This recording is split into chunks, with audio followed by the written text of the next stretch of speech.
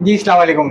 अच्छा, पिछली क़िस्त के अंदर तो हम बातें कर रहे थे कोई नक्कात की, और कुछ मैं भी शोखी में कह गया कि साहब अगर आप शायर नहीं तो आपको नक्कात क्यों हैं आप ये। और ये एक हकीकत है कि एक बड़े-बड़े नक्कात भी थे, हसन असगरी साहब भी थे माशाअल्लाह। मीट बड़ा काम किया उन्होंने, लेकिन खुद शेर कभी नहीं कहा। तो ये बात सही है आपकी कि जैसे कहते हैं ना कि हुस्न जो होता है वो देखने वालों की निगाहों में होता है। तो नक्कात को तो पता होता है कि ये जो बात मुझसे कही जा रही है वो कैसी है, क्या है। आज थोड़ा-सा मौजूद चेंज करते हैं, क्या ख़्याल है? आपकी जो एक बड़ी अच्छी वजह शुरू से, मैं अब डायरेक्टली इस पे आता हूँ, और वो है कि आप उस्ताद बड़े अच्छे थे। ये कब से आपका तदरीस का सिलसिला शुरू हुआ? मैंने 3 जगह पढ़ाया जी। और वो वक़्फ़े-वक़्फ़े से रहा। तो मुझे उनके साहब की सोहबत हासिल रही थी और मैं ये जानता था कि वो किस तरह तैयारी करके क्लास में आते थे। तो मैंने जब से पढ़ाना शुरू किया, मैं पूरी तैयारी के साथ क्लास में जाता रहा। दूसरे ये कि अल्लाह ने ज़हन में थोड़ी-सी फर्टिलिटी भी रखी हुई है, तो उसकी वजह से मैं क्लास को इस तरह हैंडल करता था कि वो सिर्फ फ़लसफ़ियाना बातों का मजमूआ ना हो जाए, बल्कि लोगों की समझ में भी आए। तालिब इल्म की ज़हनी सतह से हम आहंग होके आप उसको पढ़ाने की कोशिश करें। तो बहरहाल वो मेरे असातिज़ा का जो ट्रेडिशन थी, मैंने पढ़ाना भी उससे सीखा और लिखना भी उसी से सीखा। और ग़ालिबन आपका जो उस्ताद शायरी का जो रिश्ता है लोगों के साथ, 50-50 साल हो गए हैं इसके अंदर।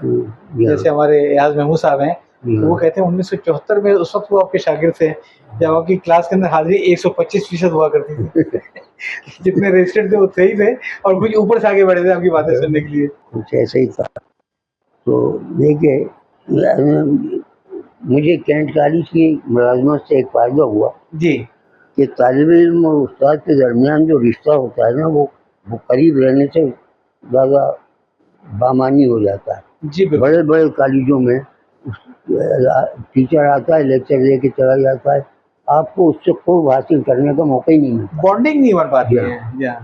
तो हमीदिया कॉलेज में हमें अपने असातिज़ा से करीब क़ुर्ब का, यानी मैं उस वक़्त भी कह रहा था कि मुझे साहब के घर जाने की इजाज़त थी। जी। तो ये बड़ी बात होती है जी, कि उस्ताद से आपका क़ुर्बत हो जाए। यानी हमारे जो कदीम पढ़ाने का सिस्टम था, जो दीनी तालीम का, उसमें हाफ़िज़ साहब के घर पे सब्ज़ी तक ला के देना होती थी और उनके साथ तो वो जो क़ुर्बत होती है वही चीज़ वही है। वो उसने वो शक्ल इख्तियार कर ली। अब सब्ज़ी नहीं मंगाते थे साहब हमसे, जैन साहब की सोहबत में बैठने से इल्म आता था, क्लास अटेंड करने से नहीं आता था। आजकल तो लगता है कि यूनिवर्सिटीज़ में अब ये जैसे-जैसे आगे वक़्त बढ़ रहा है, तो डिग्रियाँ तो बड़ी भारी भरकम मिल जाती है, लेकिन वो रिश्ता जो होता है उस्ताद का और शागिर्द का, जो नस्लों के साथ चलता है, वो रिश्ता कुछ कमज़ोर नहीं पड़ता जा रहा है? कमज़ोर, ख़ासा कमज़ोर हो गया। ख़ासा कमज़ोर पड़ गया ये। कुछ इल्म की बेतौकीरी हो रही है। जी। अच्छा, कभी आपको ऐसा लगा आपका कोई शागिर्द माशाअल्लाह आपसे पढ़ के और आपसे भी आगे बढ़ गया हो, तो खुशी हुई या थोड़ा बहुत रश हुआ? जब एकेडमी ऑफ लेटर्स बन रही थी, जी। तो इसको 12 मेंबर बुनियादी थे, जी। जो फाउंडर मेंबर कहलाते। जी। तो उसकी तकरीब हुई बड़ी शानदार, और शायद इसमें ताजमहल होटल वाले या किसी आला दर्जे के होटल में थी। तो ज़ियाउल हक साहब सदारत कर रहे थे और उन्होंने इश्तियाक हुसैन कुरैशी साहब को, जी, वो उनके साथ थे। उन्होंने वो शेर पढ़ा, इससे बढ़कर क्या खुशी, खुद से बढ़ते देखे जो शागिर्द को उस्ताद से, कुछ इस किस्म का शेर था। वो पढ़ा तो उनका जो एडीसी था ना, उन्होंने इशारा ये किया कि ये मेरे उस्ताद हैं। अच्छा। उनको अब मैं पहना रहा हूँ। वाह! तो वो ज़ियाउल हक साहब के लानत भेज के वो उधर चला गया। वो उनको उठा के पकड़ के, क्योंकि वो लोग बड़े इशारा शनास होते हैं, जैसे उसने ये समझा कि ये उनको अपने से भी ज़्यादा अहमियत दे रहे हैं, तो मेरा फ़र्ज़ ये है कि मैं पकड़ के लाऊँ। माशाअल्लाह। तो वो नक्शा देखा है तो जो उस्ताद का मकाम, जो मर्तबा, जो इज़्ज़त, बहुत से शागिर्द होते हैं जो कहीं से कहीं पहुँच जाते हैं। जी। वो ज़रूरी नहीं, यानी फील्ड बदल जाती है, लेकिन वो कहीं चले जाते हैं तो खुशी होती है। जी हाँ। एक میرا شاگرد ہے وہ پڑھ کے نکلا اور ڈاکٹر ہو گیا، وہ جی بڑا اچھا ڈاکٹر ہوا. جی تو میرے ڈسپلن کا نہیں ہے، لیکن مجھے اس پہ فخر ہوگا کہ وہ جو اچھا ڈاکٹر ہے وہ میں نے پیدا کیا تھا. جی جی جی ہم نے بھی اب اس سے اساتذہ بہت سے دیکھے جن کو ہمیشہ سائیکلوں پہ آتے آتے دیکھا، لیکن وہ ہمیشہ بڑا فخر محسوس کرتے تھے کہ جو میرا پڑھایا ہوا لڑکا جو اسکواڈرن لیڈر لگا ہوا ہے، جی ہاں. ان کو کبھی کوئی حسد نہیں ہوتا تھا کہ میں اتنا پیچھے کیوں رہ گیا. ان کو خوشی ہوتی تھی کہ میری کمائی ہے یہ. وہ دو ہی رشتے ہیں، یا تو والدین یا جی استاد، جی جو اپنے سے بڑھتا ہوا دیکھتے ہیں وہ خوش ہوتے ہیں.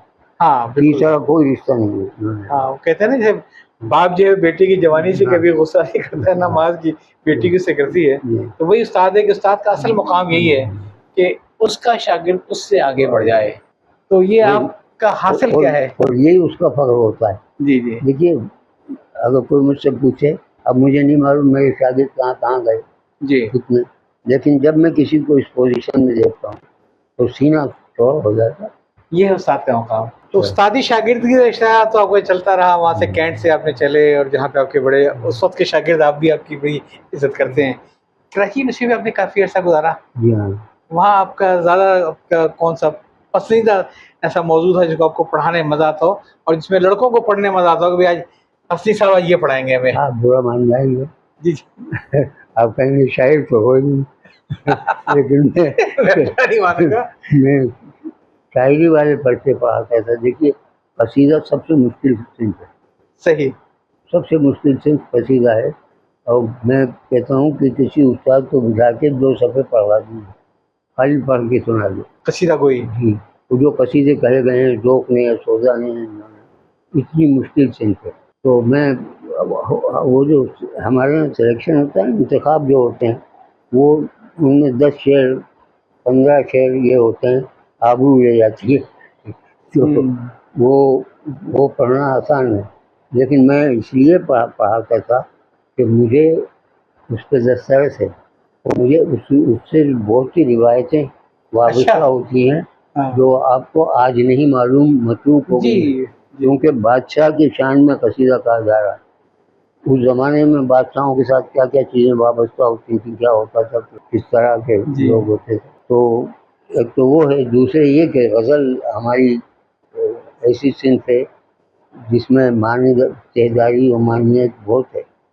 لیکن میں نے کبھی شعبے میں یہ نہیں کہا کہ میں یہ پڑھاؤں گا، لیکن اس کے باوجود میں لطف لیا آپ نے پڑھانے میں. اور بعض وقت مجھے سزان بھی دوسرا پرچہ دے دیا جاتا تھا کہ یہ پڑھو، تو وہ بھی پڑھا ہے کیونکہ فرائض میں ہے. جی. اور قصائد کا تو آپ کو شوق تھا ہی، غزل گوئی وغیرہ. نہیں، میں نے عرض کیا نا کہ غزل کا پرچہ بھی میں نے پڑھایا. جی جی وہ بھی. اور دوسرا انتخاب مجھے موقع ملے تو غزل ہی پڑھاتا ہوں.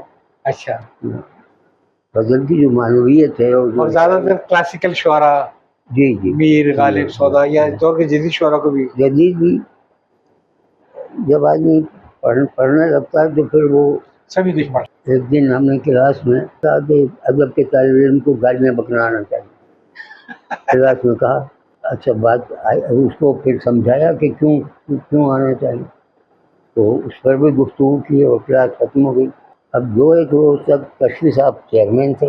جی جی جی 2-3 روز ان سے ملاقات ہوئی، اتفاق کا ورنہ روز ہی ہوتی. 2-3 دن بعد ملے. میں نے کہا صاحب وہ آپ سے ملاقات نہیں ہو سکی 2-1 روز سے، مجھے کچھ مصروفیت تھی. کہنے کہ جی ہاں مجھے معلوم ہے آپ لوگ طالب علموں کو گالیاں سکھا رہے. اب آپ اتنی مشہور ہو گئی آپ گالیاں کے اوپر تک پہنچی. اوپر تک. اچھا، اگر وہی بات وائس چانسلر کے تک چلی جائے تو میرا جواب طلب کر لے، کیونکہ وائس چانسلر ہوتا ہے کوئی فزکس کا آدمی، کوئی جیولوجی کا آدمی کہیں کا، وہ کہے کہ یہ گالیاں یہ گالیاں سکھائے گا. تو اس معاملے میں آپ کو کوئی اچھے شاگرد ملے جنہوں نے یہ بات سیکھی آپ سے؟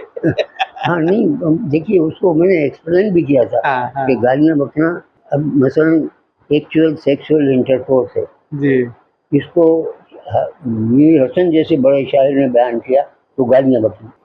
لیکن ایک شاعر نے کہا کہ حالانکہ چاند رات بھر اس شب نہ رہ سکا، حالانکہ چاند رات بھر اس شب نہ رہ سکا، ان پر تمام رات مگر چاند نہیں. واہ ان پر تمام رات مگر چاند نہیں رہی. بہت مزہ بہت مزہ. اب جو بات وہ کہہ رہا ہے وہ ساری کی ساری کنارے میں ہے جی اور یہ شاعری ہے. لیکن شاعری کا یہی تو فائدہ میں ہے کہ یہ بتانا چاہ رہا تھا کہ گالیاں بہت بکو، بلکہ گالیاں بکنے والی چیز جو ہے اس کو بھی شاعری بنا دو. وہ تو شاعری کا فائدہ لوگ یہی کہتے ہیں نا کہ آدمی غزل میں جو کچھ کہہ جاتا ہے اگر نثر میں کہے گا تو ابا کے سر پھاڑ دے گا اس کا. تو شاعری کی بات ہو رہی تھی، قصیدہ گوئی کی بات ہو رہی تھی. قصیدہ گوئی تو پھر ظاہر ہے کہ غالب کی بھی ماشاء اللہ قصیدے پائے جاتے ہیں. غالب کے اندر کچھ دور آئے تھے، ایک دور میں تو بہت ہی مشکل شاعر ہوا کرتے تھے. اور دام ہر موج میں ہے حلقہ صدقہ میں نہنگ، دیکھیے کیا گزرے ہے خطرے میں گوہر ہونے تک. اور بعد میں بہت ہی زیادہ وہ ایک آسان سہل گو گئے تھے ابن مریم ہوا کرے گی. تو اس کے بارے میں بتائیں کہ غالب کی مشکل گوئی سے آسان پسندی کا سفر یہ کیسے ہوا؟ دیکھیے مشکل گوئی تو ان پہ بیزل ریزل کا اثر تھا جی. اور مشکل گوئی بہت پسندیدہ چیز نہیں ہے. صحیح اس میں پھنس کے غالب نے یقیناً بعض شعر ایسے جس میں معنویت ہم ڈالتے ہیں. صحیح. اور آپ کہتے ہیں کہ یہ کہا غالب نے. ہاں غالب نے کہا ہوا وہ کچھ نہیں، وہ خود کنفیوز تھے اس میں. اب آپ نے اس میں معنی ڈال دیے کہ یہ معنی ہیں. صحیح. اب لوگ کہہ رہے ہیں صاحب یہ معنی ہیں. کیا بات ہے. وہ اشارے بیان کر دیتا ہے. تو وہ شعر بھی ہیں جو محمل کہلائے جانے کے مستحق ہیں. لیکن غالب نے اچھا غالب نے اپنے آپ کو بدلا کیوں؟ اگر ایسا نہیں تھا، اگر ایسا نہیں تھا تو غالب نے بدلا کیوں اپنا؟ صحیح. اس کا مطلب وہ بھی سمجھ رہے تھے کہ مجھ سے کچھ غلطیاں ہو رہی ہیں. آج بھی ان کے دیوان میں بادشاہ رہتے ہیں کہ آپ سر پھوڑتے رہیے اور طرح طرح سے ان کے مطلب نکالتے رہیے، وہ نکلتے ہیں. ہاں وہ علمیت کا روپ تو ڈال سکتے ہیں آدمی سے. بہت سے نثر نگار بھی ہیں وہ اپنے علمیت کا روپ ڈالنے کے لیے وہ اس قسم کی اردو میں لکھتے ہیں. لیکن غالب بڑا غیر معمولی شخصیت کا آدمی تھا. کوئی شک نہیں کوئی شک نہیں. میں نے وہ ابھی حال ہی میں منظور ہے گزارش حوالے باقی مقصود سے قطعی تعلق نہیں مجھے. اس پہ میں نے تشریح کی ہے کہ جو مکر شاعرانہ مومن اپنے عشقیہ اشعار میں وہ دیتے ہیں جی جی وہ غالب نے اس نے برتا ہے. واہ. میں کون اور ریختہ اس سے مگر غرض جو بساط خاطر حضرت نہیں مجھے. میں تو فارسی کا آدمی ہوں. یہ ریختہ فیختہ اردو فردو یہ تو آپ کے کہنے کی چیزیں تھی، آپ کے سننے کی چیزیں ہیں. آپ کے دربار کی وجہ سے میں نے کہہ دیا. صحیح. ورنہ میں استاد شاہ سے ہو مجھے برخاست کا خیال، یہ تاب یہ مجال یہ طاقت نہیں مجھے. اب یہاں استاد شاہ بھی تنگن ہے کہ یہ استاد شاہ ہو گئے نا ذوق صاحب، تو پھر میری شامت آئیے جو میں ان کو کچھ کہوں. حالانکہ تمام عمر یہ کہتے رہے وہ سپاہی زادہ. ان کے غالب کا تو انداز ہی تھا کہ غالب کے جو بزرگ تھے وہ 12 ہزاری تھے جی اور وہ بیچارہ سپاہی تھا ذوق کا والی جی. تو یہ ان کو کہتے تھے سپاہی بچہ. جی لیکن غالب کا انداز یہی تھا کہ وہ اپنے اوپر رکھ کے سنایا کرتے تھے. غالب وظیفہ خار ہو دو شاہ کو دعا، وہ دن گئے کہتے تھے نوکر نہیں ہوں میں. اس میں بھی بہودی ہے. بادشاہ کی نوکری کو نوکری نہیں کہا جاتا، اعزاز ہی کہا جاتا ہے. تو چلیں مزیدار باتیں ہو رہی ہیں، تھوڑا سا وقفہ لے لیں اور پھر اگلی اس میں بات کریں گے.